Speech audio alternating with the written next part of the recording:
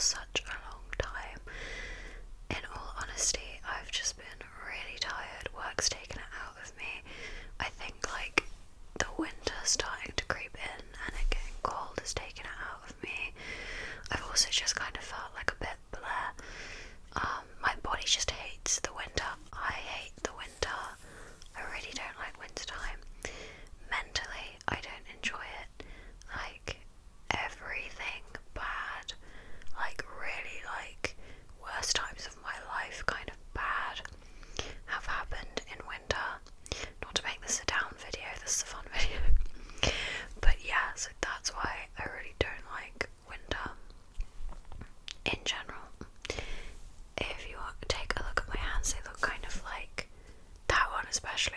Look how red that looks. My skin hates the winter so much. My hands are red like this right now because I'm feeling pretty cold. But I don't like to turn I'm pointing to a radiator that you can't see. I don't like to turn my heating on really because, or I have it on but not super high, because that triggers my rosacea and it makes me break out if there's like unnatural like dry heat source on constantly. So my skin will be bright red and I really don't want that. Yeah, so I have rosacea, which means that in times like the winter it can be quite bad because I'm going from hot to cold constantly, so my face can get very flushed. Thank God for makeup, but I really would rather not be battling with that this winter if I can help it. But yeah, if you see my hands looking a little like red, or that's it, they're just a bit cold. I'm just always a little bit cold in the winter. Anyway, in this vlog I'm going to be showing you guys a new purchase, my Tamagotchi. I'm going to be doing a little what's in my bag right now with you guys and showing you that. Yeah, it's just going to be quite casual. I'm not really doing a lot, obviously. I also wanted to preface this with saying that I'm so sorry for my bonnet right now. Just pretend there's like a blur on my hair. It's really bad. I'm going in like an hour to get my hair cut and dyed because it really needs it. I tend to book for my hair to be dyed when I need it dyed. So I'm like, oh my god, like I really need it to be cut and dyed, and I'll book it. And then obviously the appointment's not till like 2 weeks after. So like 2 weeks after it's got to the point that I really need it. My fringe has just like lost all its shape. It's not good. It's not good. But I will show you guys if it's not too like dark by the time I get back, because obviously it's dark so early now. If it's not too dark, when I get back I will show you guys the after. It's not super dark, like super light, sorry, my hair, but it's a lot lighter than when I first got it done. It's lost its shape completely, it needs help. Anyway, I really want to show off some of the little trinkets and pouches that I got in from Macari recently. You guys might hear my clock ticking and some traffic rumbles. For these vlog videos, if you've never seen my first vlog, I'm trying to keep it more casual and less like curated sound. So yeah. So first up, I wanted to show you guys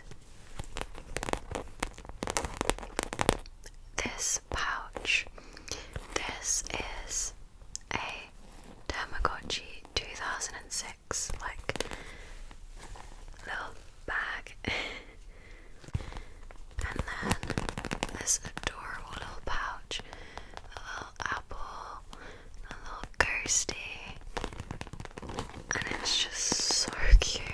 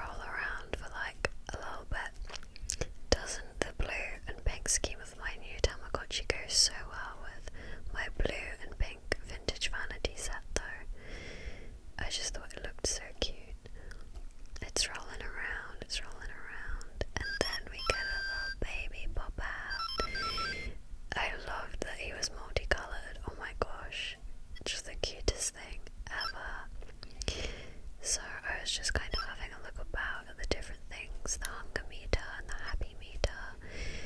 And I was like, well, I better feed him because obviously he's hungry. So there we go, giving him some milk, and he's guzzling that down. And I'm giving him more again. My god, he's so cute. And then I was just having a look at like what you could do with him, really, the different options.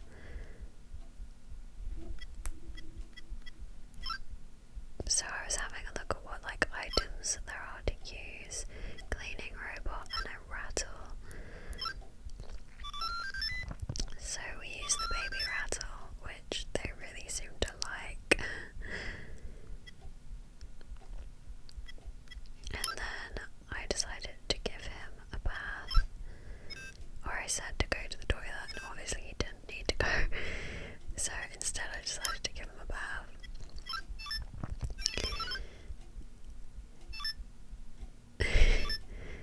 It's just so cute. And a little snowman out of the bathroom. Adorable. Next up, I thought I would take you guys on the journey to the first time we were going to visit Angel Festival. He went through a bit of an ugly stage at this point. He looks a bit like a ladybug, but don't worry, like, as you would have just seen, he ends up cuter soon. So this is the first time we visited. Everything looks so adorable and so cute. So we're just having like a wander around, having a look at the different sections.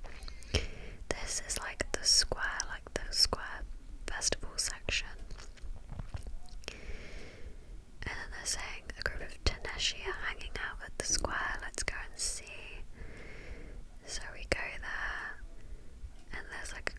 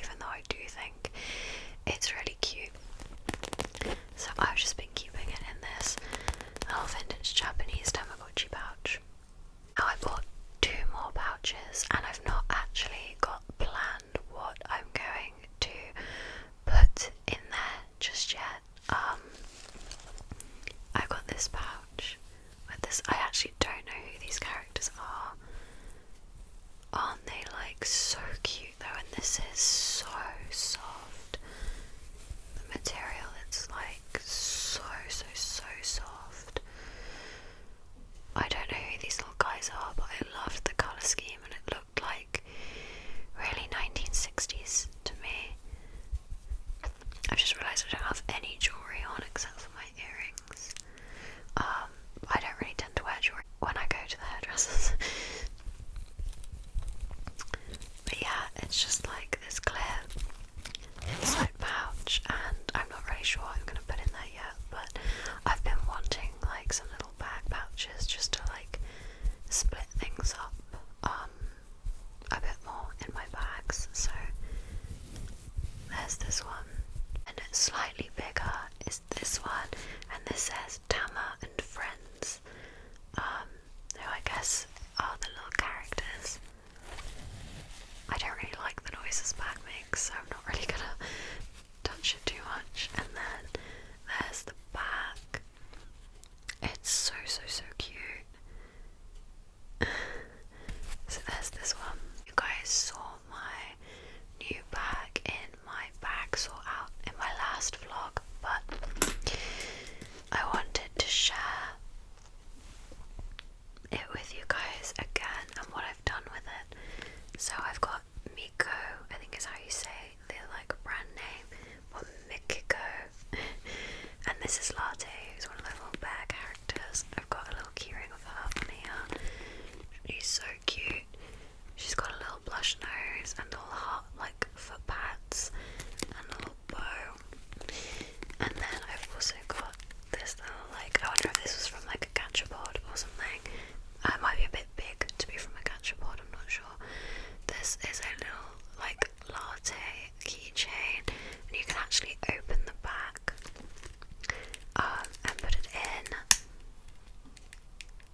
It's so cute, and there's a letter and some cake. It's super cute. So this is my bag. This is a vintage, like early 2000s, I think, or mid 2000s Guess bag. It also has the long strap, but it's all peeling because it's pleather. It's peeling really badly. I'm thinking I might have to replace the straps with some newer ones, which is really sad, but I want to try and keep this bag so I can use it as much as possible, because it's literally become my favourite bag that I've ever owned. Like, I just absolutely love it, and I think like the latte little keychains go so cute with it. I won't really bother to show you guys what's inside, because it's literally like a copy and paste of what is in my what's in my bag video. It's literally the same. I just wanted to show you how I decorated it, and I just think it's so cute. So one of the last things that I wanted to talk to you guys about, and that I will be showing some clips and stuff from, is that I have started to learn Japanese. I've been wanting to try for quite a while now to learn Japanese, because obviously if you guys have seen my collection of vintage Japanese Hollywood magazines, I have quite a few.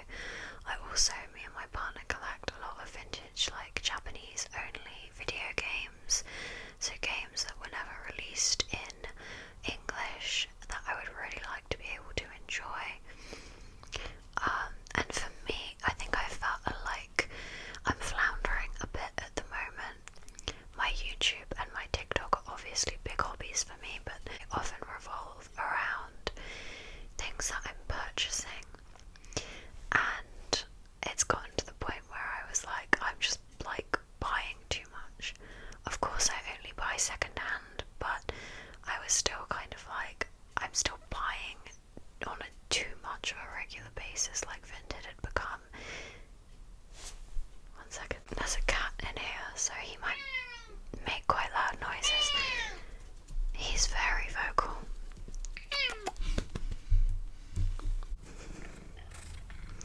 Anyway, I was just buying too much, like a couple of things a week, and I was just like, I need to stop.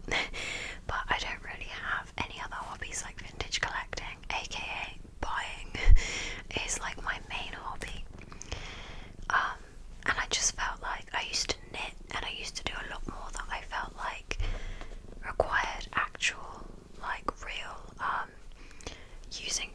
parts of my brain and learning something new and acquiring a skill. And I really missed that. I feel like I should go back to knitting, but anyway, and it's something that I've been thinking about for a long time, was trying to start to learn Japanese. Obviously it's quite a hard language because you're also not even using English alphabet characters. It's a whole different thing altogether. However, not that this is going to make my journey any easier or that much easier, but I'm not personally interested in being able to form my own sentences in Japanese. I'm not personally interested in being able to speak or write in Japanese, or even being able to hear when somebody's speaking it. I simply want to be able to read Japanese. So for me, things like pronunciation and perhaps the speed at which somebody who is a native Japanese speaker will be talking at is not something that I'm particularly worrying about. I've learned all the hiragana and all the kana characters. I've maybe learned about 100 kanji so far. So kanji are I believe they're Chinese symbols that are integrated into Japanese language. So I've learned like a pretty decent amount for my first like week and a half, 2 weeks of learning. I still can't read a lot of sentences simply because my like vocabulary isn't large enough yet for even certain simple sentences. I'm learning some of the very basic parts of grammar, for example how to use past and negative adjectives and verbs. I've been doing some of that. Has been like a lot to get my head around. The fact they don't have the word a in Japanese, that's been a lot to get my head around. I think when you're studying a language that is just built and formed so differently, the worst thing you can do is keep trying to relate it to English, but obviously that's a really natural thing to do as well. So I found that frustrating at points. Something that I've been doing nearly every single day alongside trying to revise what I've learned and bringing new things is playing Animal Crossing in Japanese. I've got Animal Crossing New Leaf and Animal Crossing Wild World in Japanese. Wild World is easy to run because the Nintendo DS Lite and the first Nintendo DS are region free, so there's no region locking.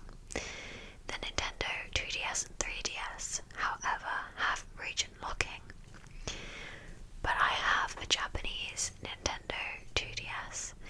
If you've seen my console collection video, then you would have seen a Apple 2DS that is a Japanese one, so I can play all the Japanese 3DS games on it, and that's how I've been playing Animal Crossing New Leaf in Japanese. So I'm going to show you a little clip now of kind of how I've been using it to help me with my learning. So I wanted first to show you guys that when I logged on the other day, there was a double rainbow. Double rainbows are like quite rare, I think. Ignore my hair, a bit like in real life. I really need to go to the hairdresser in Animal Crossing as well. Okay, so I basically wanted to share that I recognised the word for today, and I also recognised the kanji symbol of look. So it's not a knot, but it's something, and that's kind of how I'm applying my knowledge at the moment to Animal Crossing. So as you can see, like, I literally might recognise one word or one phrase or one kanji symbol and not even the whole like sentence, or you know what it's trying to get across at all. But at this point, like 2 weeks in, I'm so happy to recognise just a kanji symbol or just a word. The other day I actually actually translated my whole first like sentence, which I was so happy about, and it was, "This is not mine." I recognised when it was saying like that is not, I recognised the negative and I recognised the possessive, and I was like, oh my goodness, it's because I was giving, I think it was Lily, I was showing her an item that I'd found on the ground, and she shook her head, and so I was like, okay, it's a negative. Oh my goodness, yes, I can see the negative there. This is not mine. I was read it, and I was like, oh my gosh, this is not mine. It says this is not mine. And that was so satisfying. And the other day I saw somebody saying something like, "Are you well?" I recognise genki, like the two kanji that make the word well. Or I think it also can mean cheerful, and I saw that it was like the question phrasing. Oh no, I think it was "were you well?" or something like that, because I recognised it was the past tense, and I was very pleased with that as well. So it's small steps. I think Animal Crossing is really good for that, and here's why. There is like, it's like a little world in Animal Crossing. So compared to other video games that might be centered around very specific topics or specific worlds, Animal Crossing is like a fun version of real life, right? So you go to the museum, you have casual speak with neighbours, you have more formal speak with people that run shops, you go shopping, you go to the bank, you send letters. Like, I think it gives you such a vast range of vocabulary and gives you a really good place to test out your knowledge of vocabulary. I think, and I've read this a lot, that it's such a big myth that you should start on children's literature and stuff. Like, Animal Crossing is technically supposed to be a game that children can understand, but I think we're forgetting the amount of comprehension that we've already got of our own native language by the time we're like 8, 9, 10. It's still pretty high up there, so even stuff for kids can be quite a lot. But I think just because of the kind of game Animal Crossing is, it makes it really useful, and the villagers use expressions. So when I saw Lily shake her head, I was like, right, she must be saying no. Can I defer why she's saying no and what it says? And I could. So you get little like hints and clues. I think a plane is coming, however, again, this is a vlog, so, or it's turned into more of like a chit chat with clips. But also some of you guys said like planes in the background, you actually quite like that. So I think there was like a bin lorry or something that just went past as well. So I found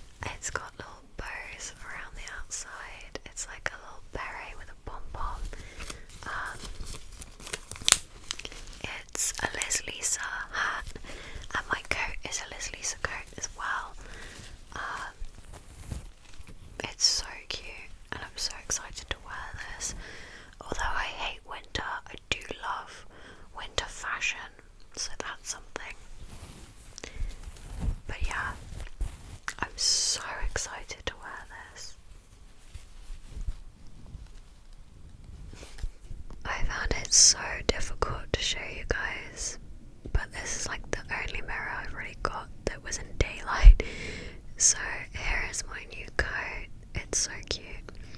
And the main reason I actually picked this one was for the hood. It's my currently